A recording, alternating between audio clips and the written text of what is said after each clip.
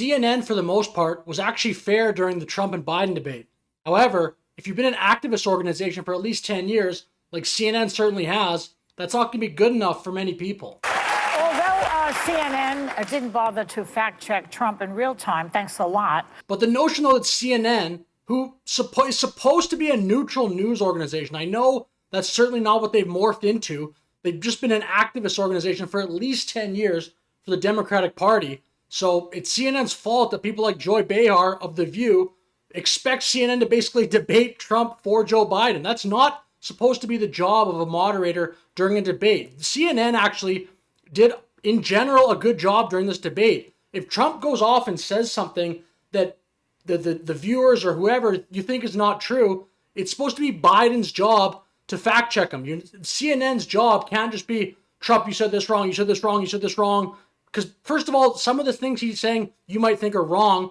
There is some gray area. Maybe some things that a candidate might say can be proven to be false, but it's not CNN's job just to sit there and debate Trump. But I think CNN only has themselves to blame for this because that is what a lot of their viewers now expect. I'll show some other news publications. New York Times has the same problem. New York Times editorial board once again calling for President Biden to drop out of the race. CNN political director David Chalian is joining us on the phone right now. David, this is a big deal. Give us your reaction. It's no doubt a big deal. And so just like with CNN, people are upset that CNN's not just constantly telling them what they want to hear or, again, acting like an activist organization. So CNN, if they hold a debate, they got to work with Biden. And there was this little clip here where it looked like they were working with Biden a little bit, but again, I think in general, they were fair. President Biden, a record number of migrants have illegally crossed the southern border on your watch.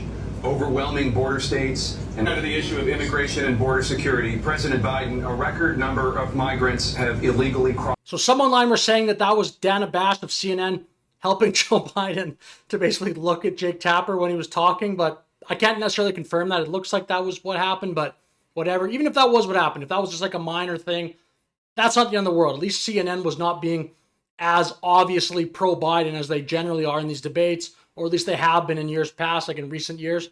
But with that New York Times situation, an op-ed that some New York Times readers who have just grown to become accustomed to that paper, probably 90% agreeing with their liberal democratic worldview, people are canceling the subscription over that op-ed, suggesting that maybe Joe Biden shouldn't be running this time. So this tweet here from Don Winslow, I don't know who that is, but has almost 1 million views already. And I've seen a bunch of other tweets like this as well. You've canceled your subscription, basically just from New York Times. So I think CNN's actually impressive moderating performance where they didn't just always try to jump on what Trump was saying. And the New York Times op-ed board being honest about what we all saw with Joe Biden's debate there, is questioning now, is he really fit to be able to run this country? Based on that debate alone, certainly doesn't look that way. I think both these organizations, though, are, and you could let me know in the comments if you agree or disagree with this, I think the mainstream media realizes they have a massive credibility crisis at this point. And I would even speculate that CNN, before that debate started, had a meeting or between like Jake Tapper, Dana Bash, maybe the executives at CNN, the producers, what have you, that we need to get into this debate and appear more impartial for the long-term health of CNN. If right now the media's approval ratings are so low in the country and pretty much every Western country, really, CNN, I think New York Times have been trying to get a little bit more to the middle. If they actually were to get back to being sort of a credible news organization that you'd know you'd click on and you're not just getting left-wing activism, that'll probably take, if they actually want to do that, that'll probably take 10, 15 years at least just to build back some public trust. There'd be lots of rot at those organizations, but I would speculate that CNN had a deliberate goal in this debate to be basically fair. And then whatever, after the debate, if they want to go put on some of their left-wing hosts and try to spin to whatever, like, oh, Biden actually did great. I think in the moment when they knew they were going to have all those eyes on them, I think CNN was trying to be fair. And perhaps New York Times with this op-ed piece, like maybe these news organizations are realizing that there actually is less and less money in just being super disliked and having all this negative trust within society. If they can get back to being an actual news organization, they can pull viewers and readers from left and right and maybe just like more of an independent centrist type mindset. I think that is a goal of these news organizations lately. Again, disagree with me if you want in the comments, but I do think the left-wing grift that these organizations have been doing for the last 10, 15 years has kind of reached its natural limit. And I think almost everybody sees them for what they are now. Just like the polar opposite of if Fox News is right, they're all super left. Maybe some of them are trying to come back to the center, but they only have themselves to blame if they actually try to be a legitimate news organization now.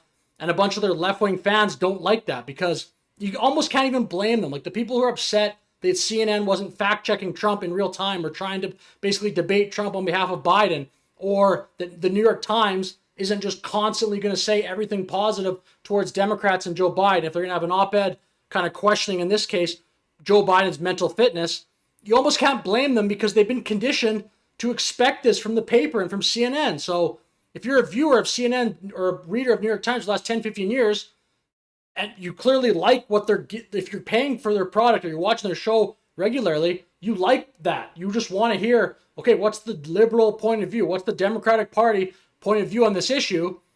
And then all of a sudden they want to be impartial and start playing, okay, sometimes we're going to say thing for left-wing point of view, sometimes right-wing point of view. You might not like that. So you almost can't even blame them. CNN and the New York Times only have themselves to blame if they lose viewers or they lose subscriptions by, again, my hypothesis that they're kind of trying to come a little bit back to the center in order to capture more market, or just, I mean, hopefully just to try to actually be legitimate journalists.